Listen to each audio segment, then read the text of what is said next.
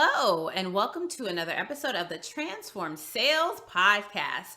Today, another fantastic woman in sales. I have the pleasure of speaking with Lori Dunn. How are you, Lori?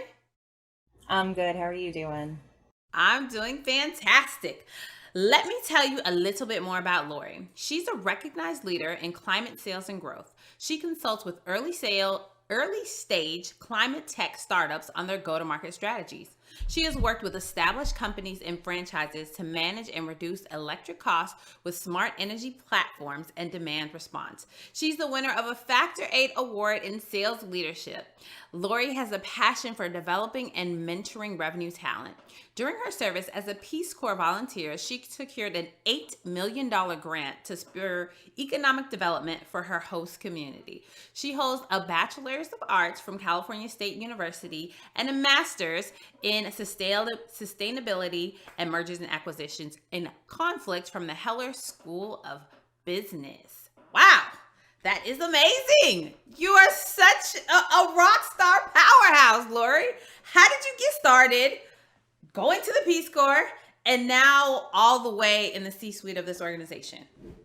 Yeah, I started out, I thought I wanted to be a teacher. That was what I was doing at Cal State Fullerton. I wanted to teach theater to kiddos in high school. I realized I did not want to do that. And I had my degree and I stupidly thought that you had to do something else. I didn't think of sales as an option. I was like, I have to get a master's to do something else. Otherwise I can't get a job. So I joined the Peace Corps. And I used that to develop quite a few different skill sets, but definitely allowed me to explore. I was in a post-conflict setting and I was really worried I was going to cause harm because I was learning the language. And in this post-conflict, people kept explaining what had happened in the war. And I kept saying, why? Like, why did this happen? But I didn't have the language to use there. So I would spend any time I could go to the internet cafe back when we had to go to internet cafes. I'd go, give them my dollars. I could use it for an hour. And I would research language in conflict and how to not cause harm. And I learned this woman, Dr. Mari Fitzduff, who is the creator of the conflict field, as it were, the more professionalized version of it. She was pivotal in solving the Northern Ireland conflict. And I translated all of that into the language I was speaking when I was serving as a volunteer and tried to use that to help me understand and kind of integrate into this community as best I could as an outsider building business development and language, teaching English language. And then that turned into Dr. Mari Fitzduff created the conflict program at the Heller School at Brandeis. So I was lucky enough to go and learn directly from her, which got me reading Getting to Yes, reading all of these other sales things that we all know now, like any of the books that everyone has all read. I read those all. That was part of my grad school work because I was dealing with different kind of conflict, not sales objections, but post-war or pre-war objections and dealing there. And then when I graduated, I was like, what am I going to do now? I wasn't really into the kind of work that the direct line of the degree made for me. So I just started searching around and trying to figure out what am I going to do? Like, where am I going to go? I'm living in Boston right now. And I was, okay, how I'm going to go to all these events. Why not? And I'm going to start seeing, like, do people like their jobs? Is that interesting to them? Where can I move that? And I went to my first sales event and Lori Richardson was in the audience. And I went up and spoke to her.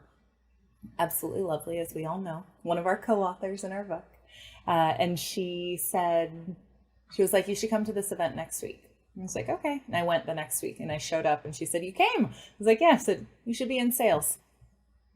I thought you should be in sales. I want to make sure you showed up, that you were still interested in it. You should be in sales.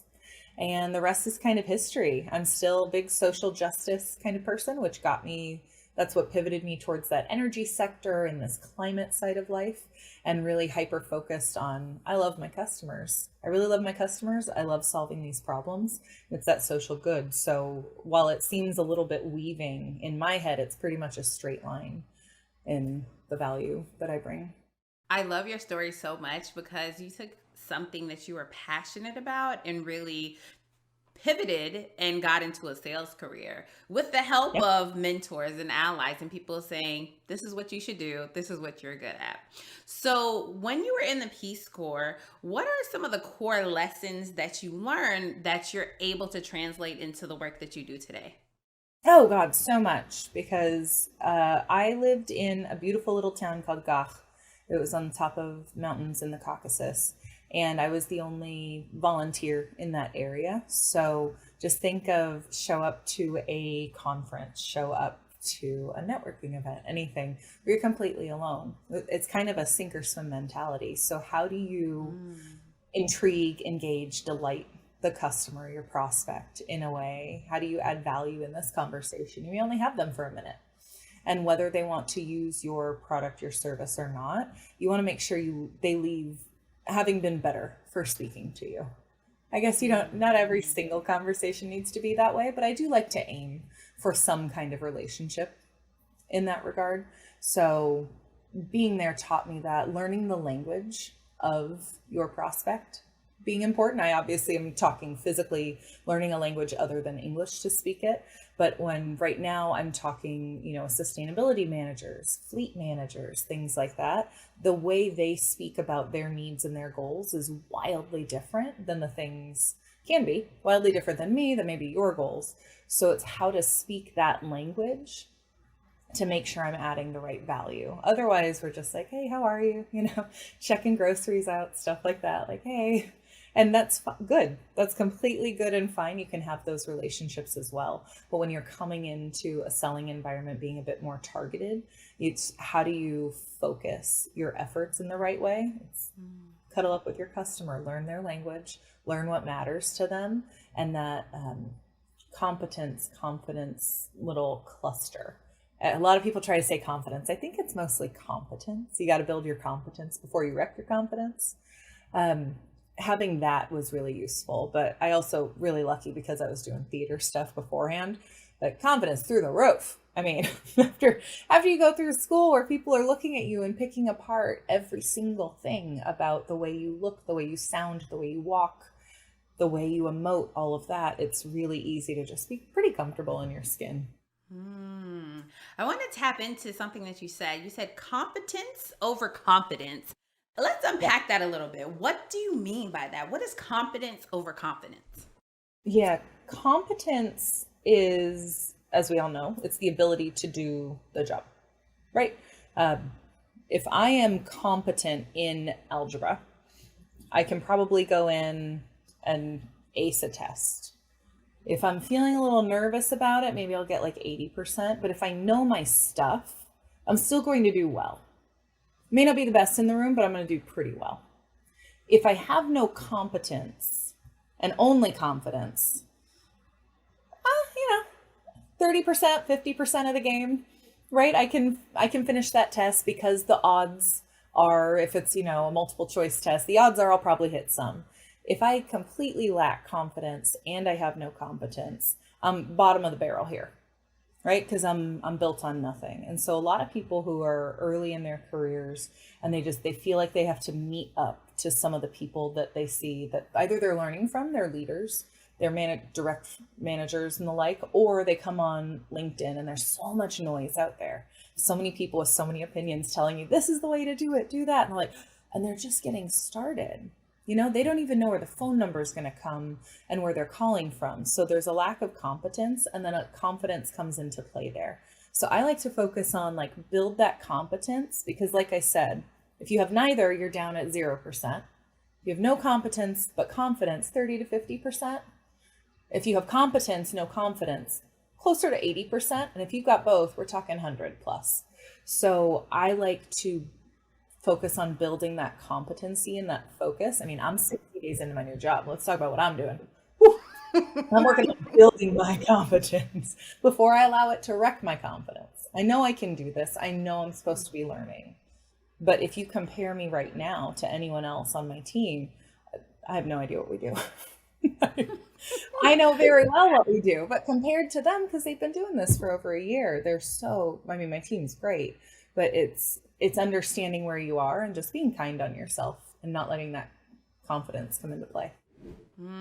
That was a really wonderful unpacking of the competence and the confidence. And I do think that many times in sales as women, we are so focused on being so competent and we don't realize that we have to balance the confidence piece. We feel like we have to check every single box in order to say, yep, I'm 100% confident.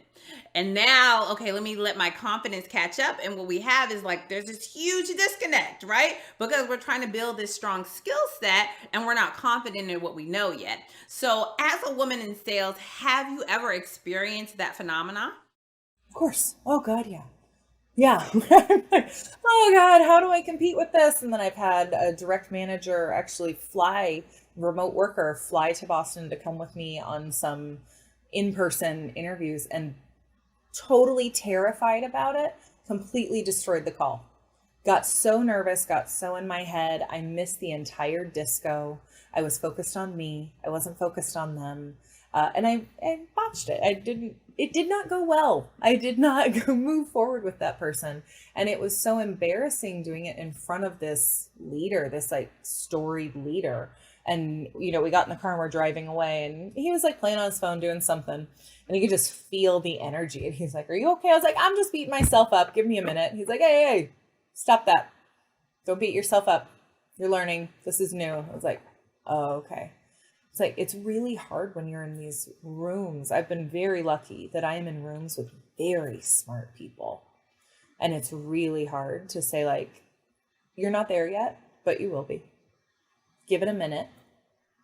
Give it a minute. Go ahead and learn. And, the comparison, it's Women in Sales Month. So the comparison when you're in a room and you're one of the only women to want to like prove on behalf of all women, it's like, all women don't need you to do that.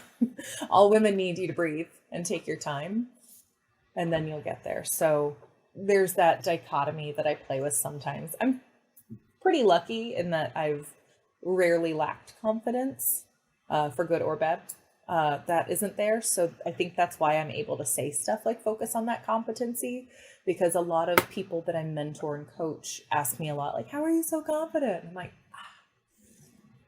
I don't know.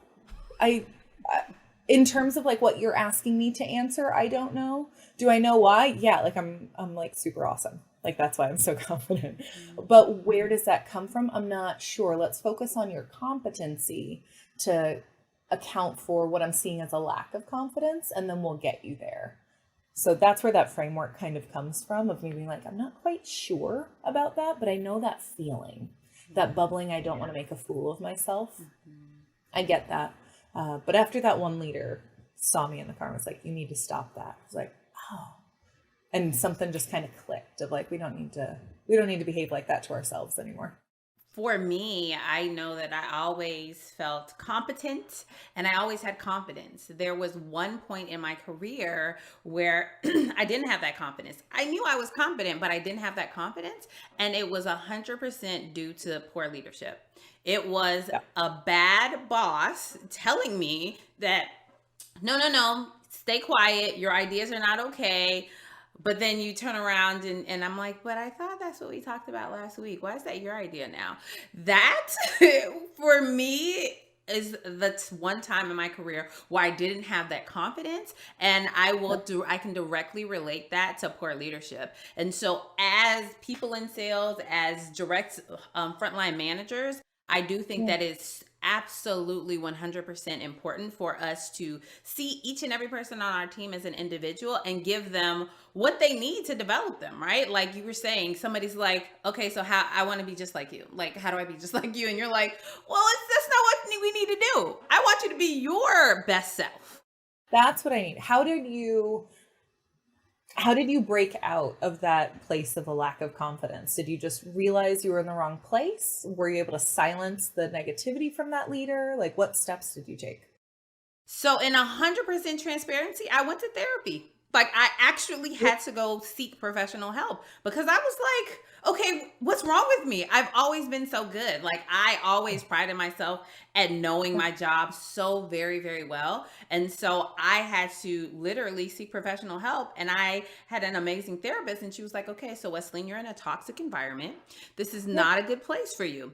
There's not a problem with you. This is not the place you need to work. And so that's Yeah. literally how I was able to break free and get out of that place, because again, it was a toxic workplace. Yeah. I mean, good for you for doing that. Also, major shout out Mental Health Day. There we Hmm. go. World Mental Health Day, talking therapy. Yeah. Therapists are really good at helping you realize is that a me problem or not? I used Yes. to swear when sometimes they find out like, no, you're just in the wrong place. You got to remove yourself. I'm like, okay. And every now and then they're like, no, you're the problem. I'm like, oh man. Therapy gives you both sometimes. Sometimes they Yes. help you out in ways that you don't want it. Like, I man, know. I'm the problem. You'll be sitting there and you're like, well, I don't think that's really what I wanted to hear. Can we move on to the next topic? No, no, no, no, no. But I mean, again, on this topic, I firmly believe that, especially as leaders, there's a lot of stuff that we carry, and we don't always, you don't want to talk to your employees. You might not be able to talk to your colleagues or your boss about it. And whether it's personal or professional, really seeking professional help and saying, I just need somebody to talk to, right? And like, I am such a big proponent of it. Like, I think that, and one of the best things that I think I realized, or even in talking to my therapist, is every therapist has a therapist. So every Yeah. coach needs a coach. Every leader Yeah. needs somebody to help them lead, right? And so if you have that each one teach one, we all need somebody mentality, that's really what helps you unlock when you're in a place of, this doesn't feel good. This feels a little bit icky. Yeah, I work in a lot of small startups. I like the small. I'm more of a Swiss Army knife type of gal, not a specialty knife, you know. And one of the things I ask when I speak to founders, I'm like, "Who's your coach?" Like, I want to know because I'm also looking for either executive coaching or whatever the rule is, like whatever professional development budget I want to access. But I do ask my leaders because that shows me that they value that in the same way. And I know like, oh, okay, here we are. And some have told me like, I don't have an executive coach, I have a therapist. And some say I have an executive coach and a therapist. I'm like, cool, good to know. I just like to know the value set that's there. Kind of like any startup that says we have unlimited vacation days. I'm like, great, when was the last time you took a vacation? If I'm talking to you in August, it's been 8 months. You haven't taken a vacation. It's not unlimited. Like, let's talk. We're not even talking 2 weeks here. Like, you haven't taken time. So, yeah, I do ask about that coaching in particular. That's a really good question. I think that people can ask when they're evaluating companies, because when you're looking for a job, yes, they want you, but you also need to have a very good open view to see, like, okay, what type of organization is this? And Yeah. asking that question, it helps you understand how much they value developing their people and how much they Yeah. actually invest in the actual human beings that are working there. Yes. Yes. And who doesn't want someone who values them? Hmm. Right? Like, that's what we want. Especially, I mean, look at all these layoffs. We're seeing them happen. Like, it's not letting up. Like, I at least want to know when I'm going in someplace that there's a value set here because everything is so finite, and so movable. Like, let's double check a few things. It's not just who's hit quota. That's important, but it's not just that. Yeah, I want to know what you're doing as a leader to better yourself. absolutely. So Yeah. you went from Peace Corps into Yeah. sales. Yeah. Tell us about your journey from individual contributor to being a frontline leader. What were those initial days like as a brand new sales manager? Um, it's interesting. Definitely the pivot. I don't lead a huge sales force. Like I'm going for a funding round. I'll be building a sales force. So we're talking more of the entire team, as it were. And I think it's more of being a beacon for what you see for that growth. A lot of revenue folks, because we're out there, we're talking on LinkedIn, we're talking to customers, we're out there kind of like the face of the company kind of thing. It's also important to realize what that does internally and learning I find that the team is also my prospects. Like I need to learn so much from you. I always say cuddle up with your customer. So cuddle up with your team. Like, what are they building? What are they working on? What's important to them? Because I do get a front row seat to the customer, which not all of them do. So it's really cool to be able to say, hey, here's what people are saying about this solution. I want you to know this thing you've been working on for 6 months that you normally only get calls when something breaks. I want you to hear, I call it the warm fuzzies. It's on our weekly meeting. Everyone, they talk about their wins and all that. And I just have a little section like warm fuzzies. And I put like whenever customers say really awesome things about the product, because this team has been, and most of the teams I've been on, they've been working really hard, building something that's going to make a difference. So it's really nice to be that person in between and just continuing to highlight, here, we're going to use this and drive forward because of you. Thank you for your help. Let's keep going. And it's also easier when then you ask for some kind of deliverable or thing of folks. It's like, when this is delivered, like you're going to hear the exact value right back at you. So I'm making it really easy that these things I'm asking for will immediately have a return for you. That's so good. And like having one ear to the customer and one ear to your team, and then being able to like meet in the middle. And so a lot of times what doesn't happen is, as leaders, we don't take that time to not only focus on the numbers and hitting those KPIs or whatever you have to hit. It's like all of the small things that led to the sale, right? When I'm working with sales leaders and their teams, I'm like, okay, so in our weekly meeting, I need you to highlight somebody who's not in sales. Like, who on the team actually impacted us this week? Was it a quotes person? Was it a customer success person? Like, let's highlight somebody else. And then I want you to start making your team do that. So have them think about that moment, the thing that happened that week, where they can just have just a moment of thank you for your help, right? Because we all contributed to the success. Although, yes, I'm the frontline salesperson and maybe I get the credit for it. Like, there's so many other people that are doing all of these amazing things to help us achieve our goals. Absolutely. You don't do it alone. You never do, right? Like, we could argue back and forth, like an org can't exist without sales. Great, but you also can't exist without product because you have nothing to sell. Yes. Like, we can go back and forth and saying like chicken and egg, but everyone here is making that success happen. So highlighting each person and showing that value back is just, I could spend all day just focusing on all the positives. I love it. There's so much to highlight that people usually take for granted. And I'd love to be that beacon for that positivity within organizations. How did you tap into such a high level of positivity, knowing that sales is so volatile and we win deals, we lose deals, we have upset managers, we have all of these things. How did you really tap into that positivity? Well, my worth isn't associated with what happens on every call. So that's the first, like, it is volatile. And I find you have a really hard time. The highs and lows happen when things are signed and not signed, when people curse at you and hang up on calls, stuff like that. I had a gal that I mentor ask me, she's like, we're having a really hard time with not interested click on calls. And she's like, what can we do in that split second? I was like, oh, you can't. They've heard like they can hear the commission breath, and they've already decided your slimy salespeople were hanging up on you. And I know you and I both agree, like we both thought sales was kind of dirty and a slimy word. And then we were like, no, it's not though. Like, it doesn't have to be. So when you get to that moment, realize, oh, if I'm losing it at not interested click, I need to take 12 steps back. And my intention of ringing that phone wasn't well aligned. Because if it's commission breathy, if it's any of that, from the get-go, from my hello, I've already goofed something up. So how do I come really to help the person, right? Our job as salespeople is like, as nice as we want to fluff it up, our job is to interrupt people's days. That's our job, right? Because things wouldn't change if we didn't interrupt people's days. We'd still be using stone tablets, right? Someone had to build something. We found it was different. Someone had to tell them about it. And that's our job, is to interrupt their day. Your job is to do that in a way that adds value and drives value for the prospect, and hopefully your customer. So if you're getting not interested click, go all the way back. Rework everything and figure out what got us to this place.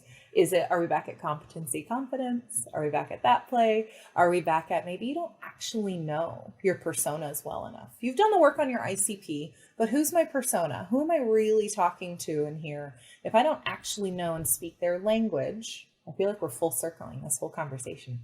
If I don't speak their language, then how am I ever going to get to a place where they would understand me that interrupting their day on this phone is worth it?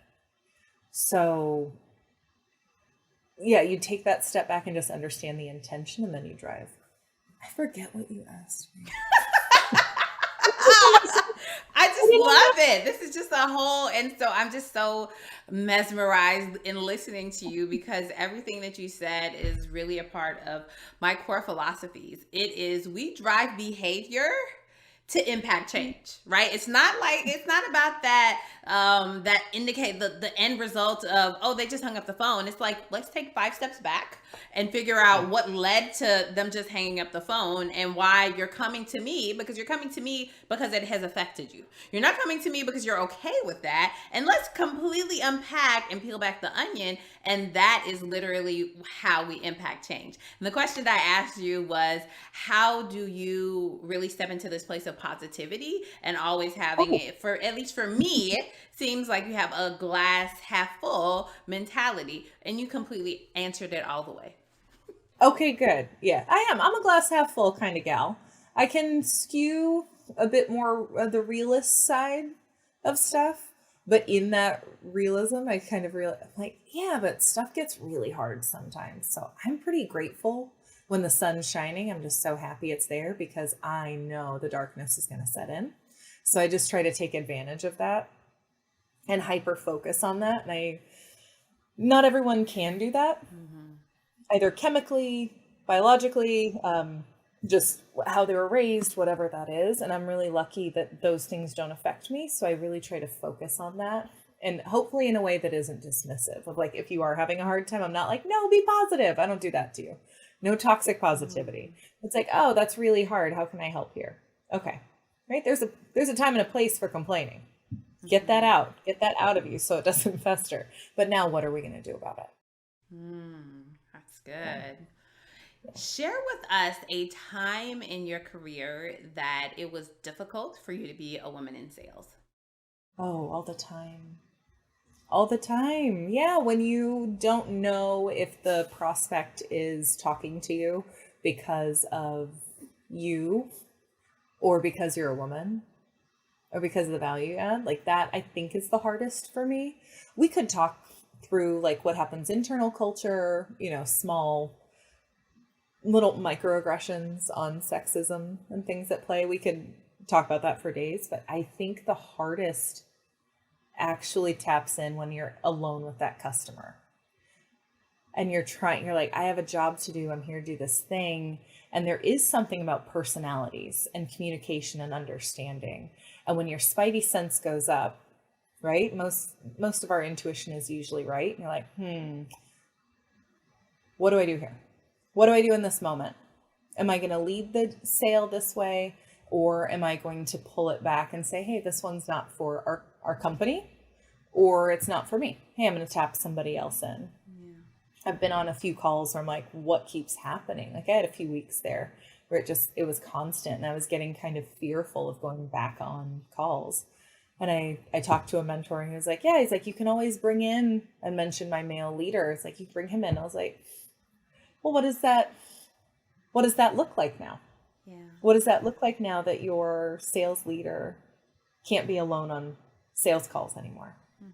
And so I had to grapple with that thought that I think is something that is a very uniquely female thought of like, can I be this person that I want to be? Like, are my prospects, is society actually going to allow me in that space? So that part is really hard, and it still happens. It's just a different understanding now I know how bad that felt in those. So I'm very quick draw McGaw, like, hey, let's be nice. Let's not, like, be kind, be generous to folks, but just set that clear boundary so you can continue the sale, and then it moves forward if it's going to yes or no, as opposed to letting it linger and second guessing myself a little bit. Yeah, I can remember when I was younger in sales and going on sales calls with my manager, who was a guy, and the prospects only looking at him. Only, no matter what, like even if I'm talking, like you're not making eye contact with me. You're only looking at my manager, and my manager keeps deferring to me, but you're only looking at the manager, and then there's no follow-ups because so for me, because of my name, some people don't know if I'm a woman or a man. So we can correspond completely through email, and then when I show up, they're like, They're like, who's this? who are you? And like the communication would completely stop. And you're like, wow, what did I do? Like all of this that I've done and put into this deal, and it just completely falls apart, and it's completely out of your control. And I know for me, I had to realize that I can only do what I can do. And there are things that are completely outside of my control, and I just have to let them go. And even to this day, within our organization, we say not all business is good business. Like we don't need to work with everyone. And if there's no respect, if there's like, I'm good. Like my bills don't have to get paid like that. Like I'm okay. Not like that. Yeah, and it's fine. Like if I, in person, I know how to handle it, right? Like we all grew up, we've all been out in public. We can do that. It is interesting in a business setting when you're not expecting it. And I do find the virtual sale to be a little interesting, right? You're in my home. I can hear my dog snoring like right behind me. Like I'm in a very happy place right now in my home. So there is something oddly intimate in some way about a virtual sale because you're here with me. Right. And I smell the smells, like my candle burning, my things like that. It's not. So when I'm in work mode, yes, I'm in my office, I'm in this mode. But if you come into my space and are misbehaving, it's really hard. It's like I welcomed you into my space. That's very hurtful. Like we're not going to do that anymore. And it felt even more violating, I think, when I was getting that attention, that like 2-week period I mentioned where I was not doing well. Then I was like, what is happening? It's like, oh, you're in my spot. So how do I distance that? And it's the not all business is good business. It's finding ways to be a bit more, bit generous about like, hey, I think you said something that I didn't quite understand what you meant by that. Oh, because I know you would never say that.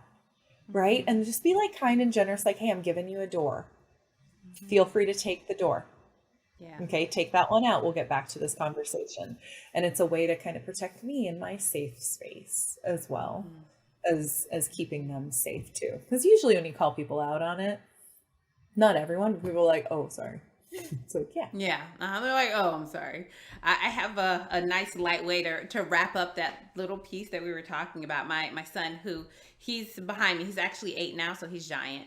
But I can remember, way back in the day when we used to use Skype to communicate, being on a Skype meeting, having my little nursing cover on and nursing my son. And then he pops his head up.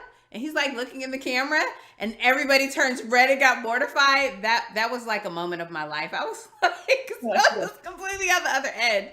And, it's like, this is who I am. Like, I mean, this is what happens, right? And so tell us, you've had a very, very dynamic personal as well as professional career in life. What is one thing that has impacted the way you lead, personally or professionally? Access to mentors. That would be it. If I have a question, a concern, or just a thought that I just need someone to listen to while I process through it, I have a host of mentors I seek out. Whether they're the co-authors in our book, whether it is former leaders, all sorts of people. I think when I have strong people to lean on, that even if I'm I've called a few where I've been like, I don't think I need advice, but I do need to process it. And if you hear any red flags, can you let me know? And then I typically don't like to be told what to do. So I like having the option of like, don't just like, I'm not here for advice. But if I say something that's like, ooh, I didn't like the way you said that. I had one mentor, a friend, a lot of people are friends too. It's, peer mentor kind of thing. When I was saying something, I said, I'm going to do this. I'm going to do this. She said, we. She was in listen mode. She was, we. Anytime I said it, I'm like, oh, thank you. Thank you. And that little pivot, because what was freaking me out was I was feeling the weight of it all on my shoulders. And that quick reminder of like, nope, it's all of you together. We. I was like, thank you. And that made me better the next day when I showed up to work, reminding myself of I'm not alone. We're doing this together. And I'm not, I'm just not alone doing it, whether I'm outside of work or even inside. It's that having people to lean on is really important to me. That's so good. That's so good. Having a tribe of mentors. That is a fantastic thing to have yourself surrounded with as a leader. I call them my mini board of directors, right? I have those people, their personal connections, professional connections, and they're the ones who can call me on my stuff and say, yeah, Wesleyne, that's not a good idea. You're too much in your head. Or, wow, that's fantastic. You should elevate. You should do this more. And so as leaders, we have to get out of our head. If we just sit in an ivory tower and think that all of our ideas and thoughts are the best ones, we will ultimately fail and burn out. And that burnout is real. And when you get to that place of burnout, you don't want to do what you love doing anymore. And so it's terrible. Well, and you just mentioned ivory tower. I think that's a common mistake I see among other leaders of thinking that you're there alone. You're the top. You're here. What got you there? It was people. It was a lot of people. So don't think you get to wherever you think you're getting and all of a sudden you're alone. Like it's not, you're just moving around a table. Center of the table, head of the table, right hand to the table, like you're moving around, but that table is still fully circling there. I don't think of things as hierarchy. I also work in tiny startups, so everyone kind of owns their part of the business. And so to me, it really is very flat. Like we're circling, finding new seats at the same table. Do not forget those other people, because that's exactly how you got there. I have a saying that someone helped me get to where I am today. And so I have a responsibility to reach back and pull somebody else up. So a lot of people are like, I get all these requests. Everybody wants to be mentored and they want this and this and that. And obviously I can't do it for everyone for free. But if there is someone who reaches out to me and I make a connection with them, like I can look on their LinkedIn, I can check out what they are doing, and I can really see, I will absolutely open up my calendar and say, hey, yeah, sure, let's meet. Because at the end of the day, somebody did that for me. And I didn't get here by just being amazing on my own. And so actually looking outside of your bubble and seeking out mentorship or help, as well as giving back, that makes you a whole person. That makes you a whole leader. And it allows you to, again, you don't hit the brick wall. You don't feel like you're burnt out. You don't start not liking your job, your team, your company, all the things. And it really helps you to really go to new heights. Absolutely. Yeah. We're just trying to fend off that moment. We've all had it in orgs that we don't like, but if you're in a place that you are happy, you are liking it, your job is to hold on. Servant leadership, very important, but fend off that where those mistakes have gone too far, where you've hit a point where you feel like you can't really come back. You can come back, but we'll many times lie to ourselves and create a scenario where you have to leave. We don't want to leave. We have a great opportunity in front of us. We want to see it through. Absolutely. Thank you so much for your time, your talent, and your expertise. What is the one best way that someone can reach out to you if they're interested in connecting? Ooh, LinkedIn. Yep. And I'm Lori Dunn. My URL is /in/the Lori Dunn. Okay. Because there's another Lori Dunn out there. So the Lori Dunn. Yeah, I'm the Lori Dunn. There you go. I love it. Well, again, thank you so much, Lori. This has been a fantastic conversation. And no matter when you listen to this podcast, if it's in March or October of a year, this is a special feature for Women in Sales Month. And I thank you again for sharing your expertise with us today, Lori. Thanks so much for having me. This is great. And that was another episode of the Transform Sales Podcast. Remember, in everything that you do, focus on transforming your sales. Until next time.